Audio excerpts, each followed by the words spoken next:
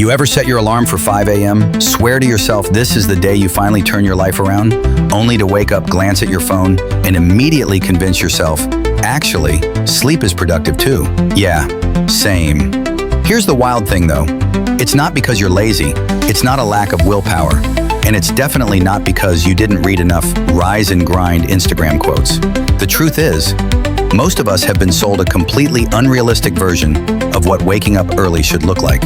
We hear about billionaires who start their day at 4:30 a.m., run a marathon, meditate for an hour, write a gratitude journal in perfect calligraphy, and somehow still have time to make a smoothie before sunrise. And when we try to copy it, we crash and burn. So today, we're going to ditch the 5 a.m. myth once and for all. And I'm going to show you one dead simple, no pressure way to shift your wake-up time without shocking your system. No guilt, no 3-hour morning routines, no ice baths unless you're weirdly into that. Just one small shift that actually works. Sound good? Cool, let's get into it. First, let's get one thing straight. Waking up early isn't about the hour on the clock. It's about what your mornings feel like. It's about reclaiming a slice of time where the world isn't pulling at you yet, where you can ease into the day instead of being shoved into it. And guess what? That doesn't have to happen at 5 a.m. or even 6 a.m. It just needs to be earlier than your chaos usually begins. Now, if you've tried to force yourself into early mornings before and failed, there's a reason for that. And no, it's not a character flaw. It's biology, it's habits, and it's how most of us go about it completely backwards. Which brings me to the good part. In this video, we're breaking down the 3-part wake-up reset. It's a super simple framework I've used myself and shared with others who swore they'd never be a morning person. And it works without forcing a 5 a.m. alarm or turning your life upside down. Here's what we're covering. 1. Why you can't wake up early and it's not your fault. We'll unpack the real reasons it feels impossible. And spoiler alert, it has nothing to do with motivation. 2. The micro shift method. A ridiculously simple one-step technique to start shifting your wake-up time without shocking your system. And 3. How to make it stick without willpower.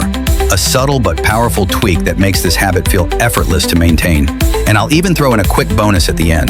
The #1 mistake people make when trying to become a morning person that almost guarantees they'll quit. Sound good? Let's dive into part 1. Okay, let's clear up a huge misunderstanding. Waking up early isn't hard because you lack discipline. It's hard because your body and brain aren't built to handle sudden drastic changes. Think about it. If you normally go to bed at midnight and wake up at 8 and suddenly try waking up at 5 a.m., you're literally asking your body to lose 3 hours of sleep and adjust your internal clock overnight. It's like expecting yourself to fly to Tokyo, land at 3 a.m. local time, and immediately start functioning like a local. Not gonna happen. Your body operates on a circadian rhythm, a natural 24-hour cycle tied to light, darkness, and sleep patterns. When you yank that around too quickly, your system rebels. That's why those start tomorrow wake-up plans usually last about 1 day. Plus, let's be honest, life happens. Some nights you stay up late scrolling TikTok, watching Netflix, or deep diving into conspiracy theories about how pigeons are actually government drones. And suddenly your 5 a.m. fantasy feels impossible again. But here's the thing no one tells you. It's not about the time you wake up. It's about how gradually you shift it, which leads us to... All right, this is the part that changed everything for me. It's called the micro shift method, and it's exactly what it sounds like. Instead of trying to wake up an hour or two earlier overnight, you shift your wake-up time by just 10 to 15 minutes at a time. That's it. If you normally wake up at 8 a.m., tomorrow you set your alarm for 7:50 a.m. The next day, 7:40 a.m. The next, 7:30 a.m. And you keep going like that. Why does this work? Because your body barely notices a 10-minute difference. It doesn't trigger panic. It doesn't leave you wrecked the next day. It feels easy, almost unnoticeable. And here's the secret sauce. You pair that tiny shift with something you look forward to. Not a hardcore workout, not writing a novel. Something genuinely enjoyable.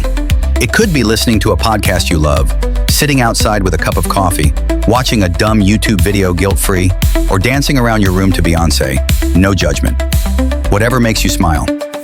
When you give your brain a reward for waking up earlier, even by 10 minutes, it starts to crave that time. And before you know it, you've reclaimed your mornings without the misery. And when you inevitably skip one thing, or 5, you feel like you failed. So here's your permission slip to keep your mornings stupidly simple. In fact, for your first week, your only goal should be wake up 10 minutes earlier. That's it. You don't have to do anything productive in that time. You don't have to meditate on a mountaintop. You don't have to win the morning to win the day. You just have to wake up. Once that feels easy, then you can decide what you want those extra minutes for. All right, quick recap. Why does waking up early feel impossible? Because most of us try to overhaul our sleep schedule overnight, which your body hates. What's the fix?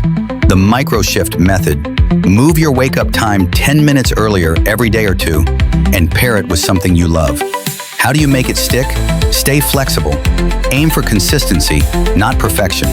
And keep your mornings ridiculously simple at first. If you do that, you'll be amazed how easy it gets.